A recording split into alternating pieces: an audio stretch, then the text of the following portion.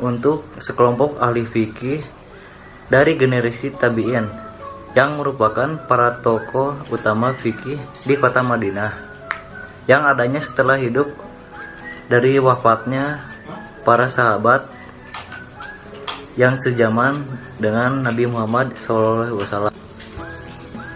Urwah adalah putra dari pasangan Asma binti Abu Bakar dan Zubair bin Awam, adik dari Abdullah bin Zubair, dan juga keponakan dari Aisyah, yang dimana Aisyah itu adalah seorang istri dari Rasulullah. Nenek Urwah adalah Safiyah binti Abdul Muthalib, yaitu bibi dari Nabi Muhammad SAW dari keluarga ayahnya.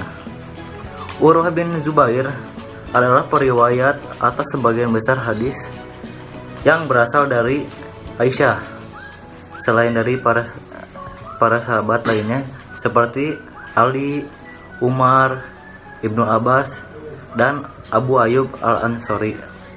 Selain itu, ia juga mendapatkan pengajaran dari Sa'id bin al-Musayyib yang lebih tua 7 atau 8 tahun darinya. Para periwayat hadis berikutnya yang mengambil jalur darinya adalah Qatadah bin Diamah, Ibnu Syihab al-Zuhri, Yahya Sa'id al-Ansari, dan Zaid bin Aslam. Urwah bin Zubair adalah seorang tabi'in yang diberi ujian yang bertumpuk-tumpuk. Tabi'in adalah generasi sesudah para sahabat. Masa itu, ia hidup di pemerintahan Al-Walid bin Abdul Malik. Al-Walid bin Abdul Malik adalah khalifah ke-6 dari khilafah Bani Umayyah, dan pada zamannya itu merupakan kekuasaan Islam pada puncaknya. Saat itu, kaki Urwah bin Zubair terkena penyakit tumor, penyakit yang mampu menggerogoti tubuh. Agar tidak menjalar pada tubuh yang lainnya, maka kaki Urwah bin Az-Zubair itu harus diamputasi. Dokter menyarankan untuk meminum alkohol supaya nanti saat pengoperasian atau mengamputasi kaki Urwah bin Az-Zubair itu, ya agar tidak merasakan sakit. Lantas Urwah berkata, "Itu tidak mungkin.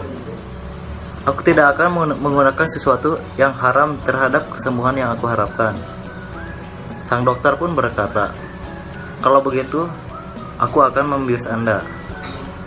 Urwah menjawab, "Aku tidak ingin kalau ada satu dari anggota badanku yang diambil sedangkan aku tidak merasakan sakitnya. Aku hanya berharap pahala di sisi Allah atas hal itu." Karena Urwah tidak mau dibius dan tidak mau meminum alkohol, Urwah hanya ingin satu permintaannya, yaitu sholat saat kakinya diamputasi. Lantas kaki Urwah diamputasi di tengah sholat berlangsung. Begitu husunya sholat Urwah.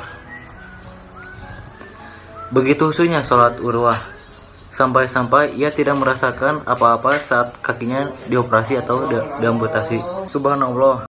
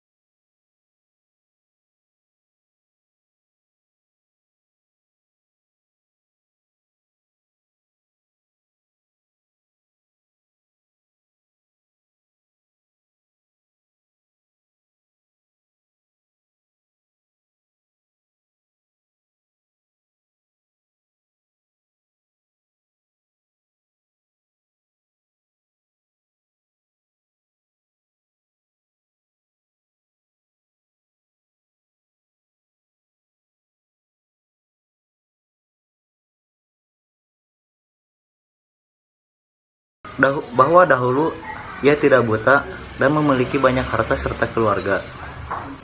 Suatu ketika, orang dari Bani Abbas ini singgah di suatu lembah, tempat di mana ia tinggal bersama kaumnya. Di tengah malam, tiba-tiba terjadi banjir besar.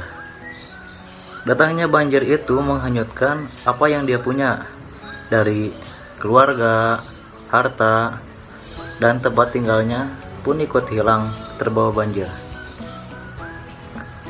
Tidak ada yang tersisa kecuali seekor unta dan bayi yang tidak jauh dari hewan itu.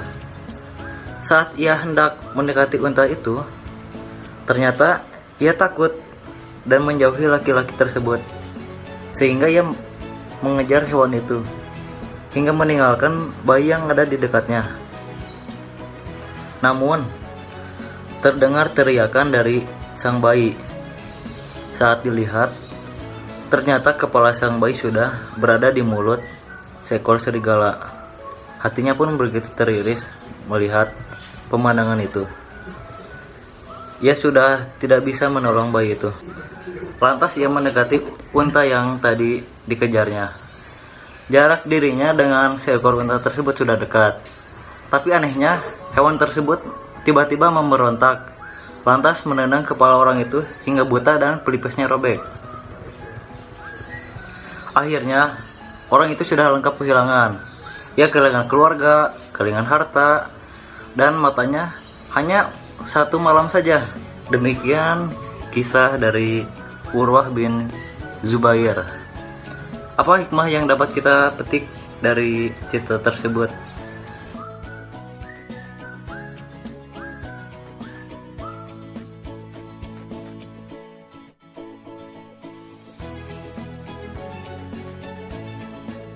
Cerita ini menceritakan tentang kisah yang penuh dengan kesabaran.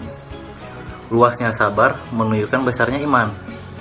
Iman bukan tumbuh dari banyaknya musibah yang menimpa.